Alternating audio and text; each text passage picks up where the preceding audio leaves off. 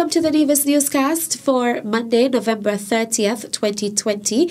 I am Bronte Swanston Hendrickson. The Ministry of Health and Gender Affairs hosted the closing ceremony for its second cohort of Business Boot Camp on Thursday, November 25th, 2020 at the Gender Affairs Conference Room. One of the participants, Armelita Elliott, gave an overview of the program. She thanked all the facilitators who assisted them over the 6-week period. We were introduced to marketing skills, business plan writing, and public presentation skills. Mrs. Catherine Fobbs, our organizer, the Energizer Bunny, ensured that our invitations were followed by interviews for all participants. She ensured that we understood that there was much work to be done in a short period of time. And in order to receive a certificate today, we were only allowed to be absent twice. Mr. Noah Mills expounded on the research and directed empirical data collection with our surveys. He highlighted the functions of packaging.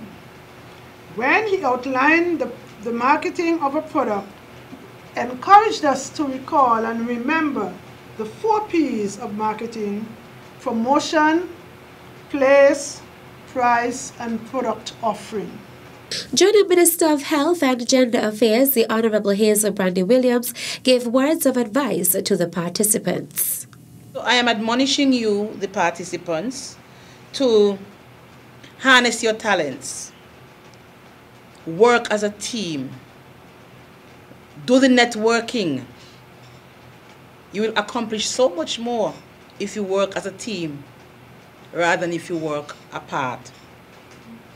You would have learned research skills, managerial skills, management skills, financial management. Hone these talents and make them work for you.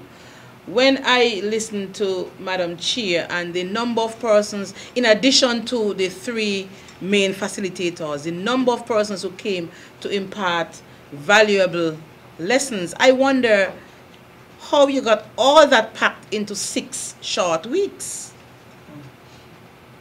It was indeed a very packed course. And so you are now armed with quite a bit of knowledge, and you have to be resourceful now and use these skills to your advantage. She then presented the participants with certificates of completion. A mini display was put on by the participants following the closing ceremony, where products from their businesses were displayed. Premier of Nevis and Minister of Finance, the Honourable Mark Brantley, will present the Nevis Island Administration's 2021 budget when the Nevis Island Assembly sits in chambers at Hamilton House on Tuesday, December 8th, 2020. Myra Williams, Clerk of the Assembly, gave notice that the sitting will commence at 10 a.m. at Hamilton House on the Samuel Huggins Drive in Charlestown. The Nevis Island Administration, NIA, is in the process of renegotiating its existing geothermal arrangement with NREI, Nevis Renewable Energy International. That would see consumers on Nevis paying less for the renewable energy when it comes on stream. Premier of Nevis and Minister of Energy in the NIA, the Honourable Mark Brantley, made the disclosure when he gave an update on the geothermal project during his monthly press conference on Thursday, November 26, 2020. He explained that it was previously negotiated that the NIA would get 12.5% equity in the project, in addition to a 10% royalty. The latest revision of the arrangement, he said, calls for a greater percentage of the savings being passed on to the consumers. We have had to go back now to look at that because the designation of royalty was not sitting so well with agencies that would provide funding, but funding on the basis that every penny of saving had to be passed on to the consumer. So we have had to go back to the drawing board to look and see how we do not dilute the interests of the people of Nevis, because that's what the government represents, the people of Nevis. But at the same time, we pass on the maximum savings to them. I can tell you that based on the negotiations thus far, an initial price per kilowatt hour of 19 US cents has been renegotiated down to 15 US cents, and we're still working to see if we can bring that down even further. Premier Brantley said based on information he has received, the NIA is going through the final iterations of the revised documentation for geothermal. I think that we are making good progress. The piece of that puzzle that was always the bugbear was the financing. The CDB, Caribbean Development Bank, has been very, very helpful to us. They've been involved with us now. And we have a new company involved called Albioma, A-L-B-I-O-M-A. And of course, the holder of the concession for Nevis is a company called NREI, Nevis Renewable Energy International. They have been working along with a local group headed by our legal advisor, Helen Lewis, also Dr. Ernie Stapleton, Permanent Secretary in the Ministry of Works, and of course Minister Brand, Spencer Brand, who's the local minister. So there's been an ongoing discussion. That discussion has also included NEVLEC, which will be the off-taker of the power. And so we are hopeful, Ms. Hewlett, that after all this delay and all this time, that we will have some good news to announce in short order.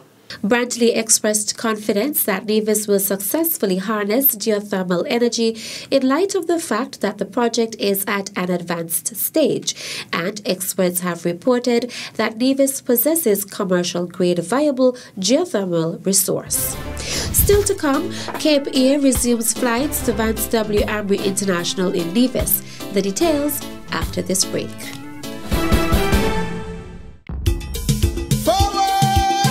Hotels on Nevis exist in great variety. The range of architectural styles are wide.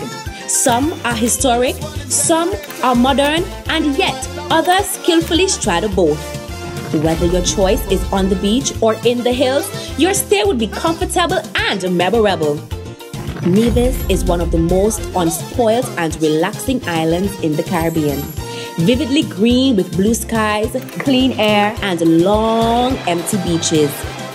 Nevis has a pace of life that encourages you to stop and appreciate all the modern natural beauty around you. It's a very special place, famed for its charm and easygoing genuineness of its people. Nevis is a special place that will seduce you and tug at your heartstrings after you leave.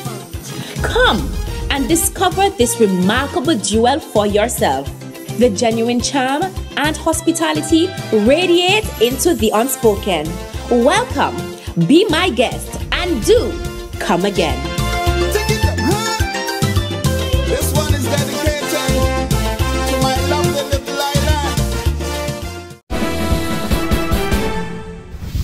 Welcome back. NEVLEC wishes to advise customers in St. James's Parish between St. James's Anglican Church and the Medical University of the Americas back entrance that there will be an outage on Tuesday, 1st December 2020 from 11 a.m. to 2 p.m. This is to facilitate the extending of high voltage lines to the development in Hicks Estate. Also on Thursday, December 3rd, NEVLEC wishes to advise customers on the Cotton Ground feeder in the Newcastle area, extending to the Vance W. Ambry International Airport and areas in close proximity, that there will be an outage on Thursday, December 3rd, 2020 from 9 a.m. to 12 p.m. This is to facilitate upgrades to the high voltage lines and the relocation of a transformer at Arlene's shop. NEVLEC will also take the opportunity to complete a general maintenance on poles and lines. NEVLEC wishes to apologize for any inconvenience caused due to this interruption. Cape Air has resumed flights to the Vance W. Amory International Airport at Newcastle after international air travel was suspended to the Federation of St. Kitts and Nevis following border closures imposed due to the threat of COVID-19. Manager of the Nevis Air and Seaports Authority, NASPA, Orwell Brandy, welcomed the airline's return to the island.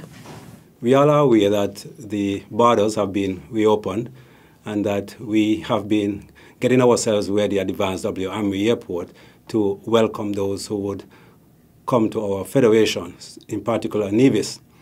And we are happy to report that Cape Air has returned and they made their first flight on the 20th of this month, and since that they have made a few more. We are looking forward to having Cape Air with us for some time. Let me say that we must be comforted to know that Cape Air will be bringing only persons who have been approved to come to our federation. And so far, we have had about close to 20 persons. However, we are expecting this to increase as the days go by. We believe in the month of December that the flights will bring in many more as nationals intend to, well, they have started to come back, and I'm sure that many more would want to be here for Christmas. But we are also thinking of the students. It's very likely that they will be returning at that time to begin school again in the new year. And so we're expecting much greater activity at the Vance W. Amory International Airport. Brandy reminded that the authority had implemented measures at the airport in an effort to keep the island safe in light of the COVID-19 pandemic.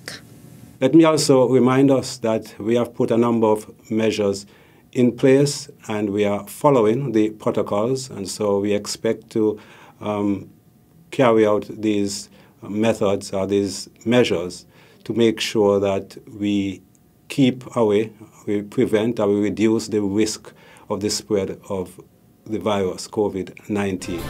And that's it for this edition of the Nevis Newscast. On behalf of all of us here at the Department of Information, I am Bronte Swanston Hendrickson. Thank you for viewing.